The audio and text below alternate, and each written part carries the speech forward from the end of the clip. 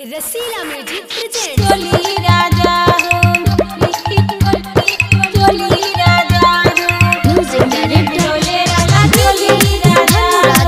चोली में चोले राजा चोली राजा चोली राजा अब दिन न हमसे कटी सुनाए मोर करे जा सुनाए मोर करे जा सुनाए मोर करे जा अब दिन न हमसे कटी सुनाए मोर करे जा आई बारे ई फगुआ रंग आके लगावा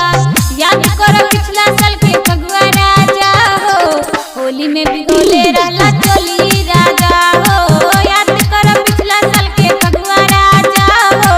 होली में भिगोले रहला चोली राजा हो होली में भिगोले रहला चोली राजा हो याद करो पिछला साल के फगुआ राजा हो होली में भिगोले रहला चोली राजा हो चोली राजा हो चोली राजा भइल रहे शादी तब रहनी नादान हो तोरा बिरह में हम बानी परेशान हो बानी परेशान हो बानी परेशान हो रहला तू गावे में लगावत रह रंग हो अब गीता तार साथ राउर धन हो सुन जान ट्रेन पकड़ के जल्दी वापस आजा अब की के फागुन सैया संग ही घर बिता जा हो हमरा जवानी के सिंगार वारा हो होली में भिगोले रहला चोली राजा हो याद करो पिछला साल के फगुआ राजा हो होली में भिगोले रहला चोली राजा हो याद करो पिछला साल के फगुआ राजा हो